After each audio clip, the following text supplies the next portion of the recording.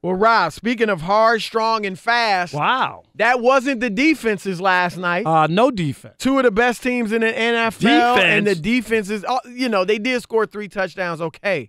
But when, the Rams scored 2, the Chiefs scored 1. But when the offenses are that explosive, you're going to have the defense make plays occasionally. That's how I look at it. But it was a great game. Folks were calling it an instant classic. Some folks were saying it's the best NFL game they've seen in years. I think that's also a little prisoner of the moment when you really look at the game. I'm not knocking the game. Was it exciting? Yes. What is it? Rated the best Monday Night Football ratings in 4 years, which tells you about Monday Night Football. And it was one of those games, Chris, where as it's going on, people are texting their friends. Yes. Are you watching this? Hey, turn on Monday Night Football. Do you believe the score? How many of those texts did you get from your friends? Oh, tons. Like, it was all over. Just right? in case. I mean, obviously I was watching the game, but you got friends who get caught up doing something else.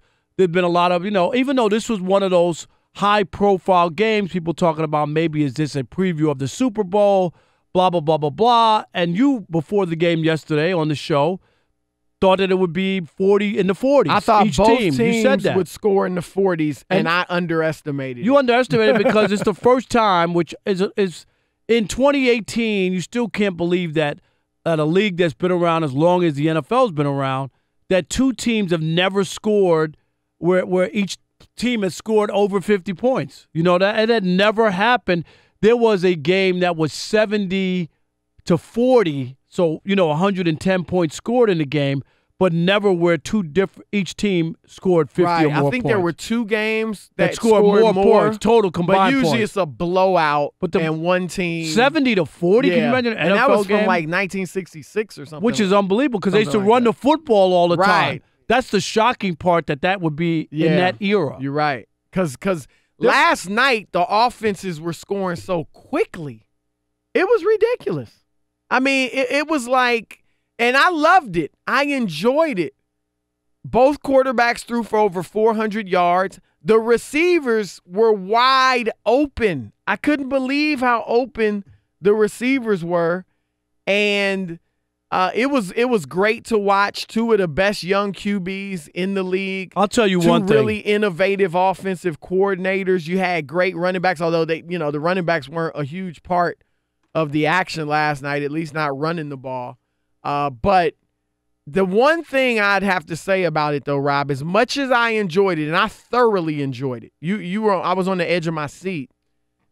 If there are 4 or 5, maybe 6 NFL teams that score this much and that are getting in the 40s, sometimes in the 50s in games, I think that's fine.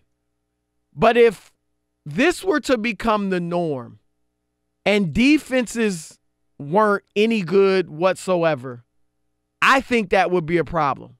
I guess what I'm saying, I don't want to see the NFL become the Big 12.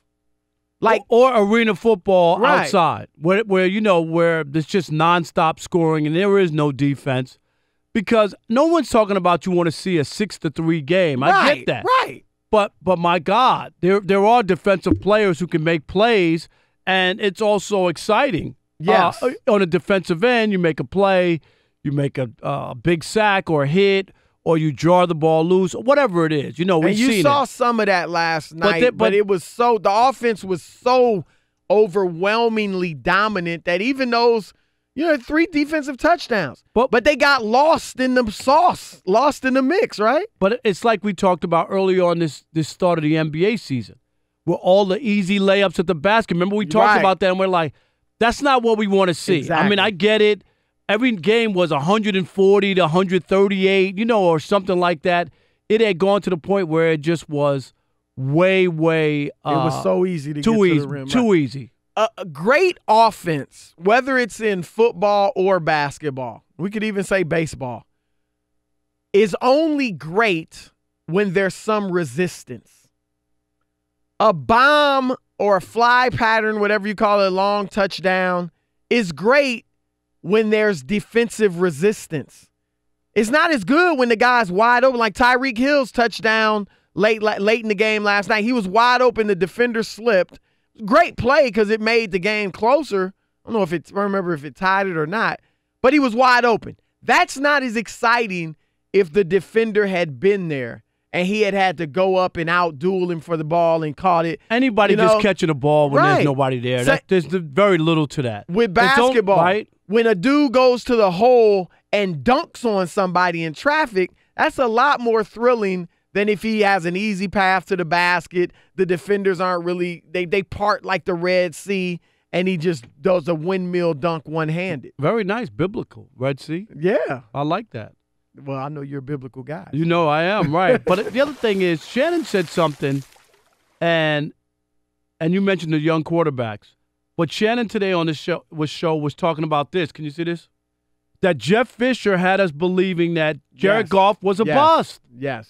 Because if you watch Jared Goff that year under Jeff Fisher, and he's always had like a suspect offense on whatever was going on. He's the king of mediocrity. You thought I thought Jared Goff was a bust. He looked like it. He couldn't play. Am I right? He looked like he could not play. Yeah.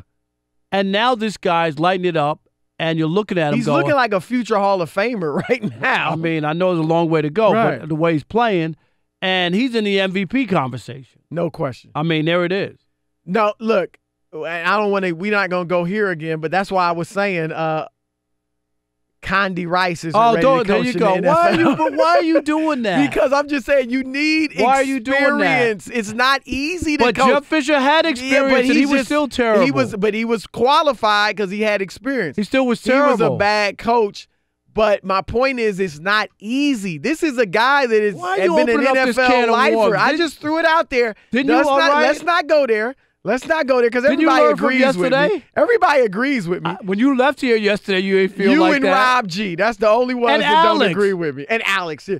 You mean the whole show?